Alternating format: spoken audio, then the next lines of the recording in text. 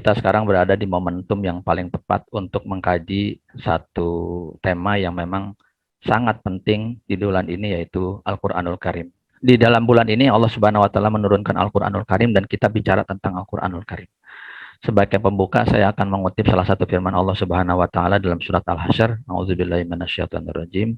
Law anzalna hadzal Qur'ana 'ala jabalin la ra'aitahu khashi'an mutasaddian min khasyatillah wa tilkal amsalu nadribuha lin-nasi la'allahum yatafakkarun.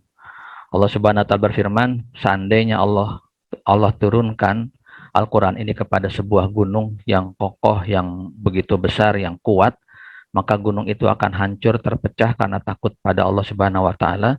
Dan demikianlah permisalan yang Allah gambarkan kepada manusia agar mereka berpikir. Ada juga firman Allah yang lain, a'udzubillahi minasyaitonirrajim, wa nunazzilu minal qur'ani ma huwa syifaa'un wa rahmah lil mu'minin. Dan kami turunkan Al-Quran ini tidak lain adalah sebagai syifa dan kasih sayang kami kepada orang-orang beriman. Ibu-ibu semua, dari dua ayat ini kita bisa memaknai dan mengambil pelajaran besar bahwa sesungguhnya Al-Quran ini pasti dia bukan sekedar teks yang tulisannya bahasa Arab. Dia pasti bukan sekedar buku-buku yang punya nilai biasa-biasa sebagaimana buku-buku bahasa Arab lainnya. Tapi dia adalah firman Allah Subhanahu wa Ta'ala yang diturunkan kepada manusia, tadi disebutkan sebagai pedoman, petunjuk yang harusnya kita pahami dan kemudian kita jalankan dan kita perjuangkan isinya. Ya. Semua hal yang memang terkait dengan Al-Quran, baik yaitu proses muamalah kita, ta'amul kita, proses interaksi kita dengan Quran, tidak boleh kemudian mengurangi ataupun menutupi atau bahkan menghalangi makna bahwa Al-Quran itu adalah sebagai petunjuk dan pedoman. Nah, saya sekarang ingin menyampaikan kepada Bapak Ibu peserta semua beberapa fakta-fakta yang perlu kita renungkan. Pertama, pernahkah kita dalam sebuah kondisi kita menyalakan audio MP3 ataupun semacamnya yang berisi bacaan tilawatul Quran, lalu ketika tilawatul Quran itu kita bunyikan, kita kemudian berbicara, ngobrol, ya, kemudian kita main handphone, atau kemudian juga kita tidak perhatikan sama sekali apa yang dibaca ketika suaranya dibunyikan tentang Al-Quran. Bisa ketika kita di dalam mobil, ya, atau misalnya kita di dalam sebuah ruangan, atau mungkin dalam sebuah acara-acara. Mungkin kita pernah mengalaminya. Kemudian yang kedua, fakta kedua, pernahkah kita membaca Al-Quran, kemudian obsesi kita adalah kita ingin buru-buru selesai membaca Al-Quran sampai di ujung surat, atau ingin buru-buru menghatamkan Al-Quran tanpa kita kemudian berusaha untuk menoleh-noleh tentang arti dari apa yang kita baca, karena kita bukan orang Arab dan kita juga tidak mengerti banyak tentang bahasa Arab, sehingga kita kemudian melakukan bacaan Quran itu bacanya saja. Padahal namanya qiraah, bacaan ataupun perintah membaca dalam bahasa manapun selalu maknanya adalah pahami. Ya, kalau kita minta orang lain untuk katakan bacalah buku ini, bacalah artikel ini, kita pasti tidak memaknai perintah atau permintaan kita itu agar orang yang bersangkutan itu membaca teksnya saja tanpa dipahami. Pasti yang diinginkan, yang dimaui adalah bahwa dia membaca buku ataupun artikel itu supaya dia paham apa yang dia baca.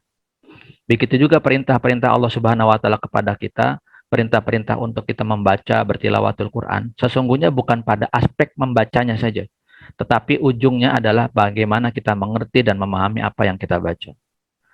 Ya, nah, terus itu fakta yang kedua, ya. Apakah kita pernah membaca Al-Quran terus kita buru-buru supaya selesai, ya, dan ingin buru-buru sampai di ujung surat.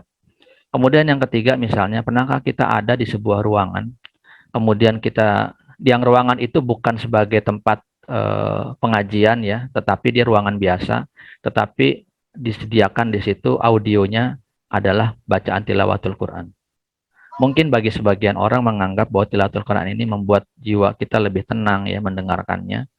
Ya, tetapi ketika dia dibunyikan dan diperdengarkan di ruangan itu, ada banyak orang yang kemudian bertransaksi secara keuangan, ada orang kemudian sibuk berbicara lewat telepon, berkomunikasi satu sama lain, sehingga Al-Quran ini bunyi seolah-olah dia ibaratnya seperti lagu, ya, nadanya enak, suaranya enak, tapi tidak diperhatikan isinya. Nah, disinilah kemudian beberapa contoh-contoh ini kemudian menggambarkan sesungguhnya kita itu dalam posisi tidak memberikan wibawa Quran itu yang tepat pada posisinya. Jadi Al-Qurannya ditempatkan seperti hiburan gitu. Ini mohon maaf nih. ada banyak kantor-kantor yang barangkali mungkin di dalam Ramadan ini juga membunyikan ayat-ayat Al-Quran. Mungkin bagi kita, ya itu nikmat karena yang membacanya juga bagus.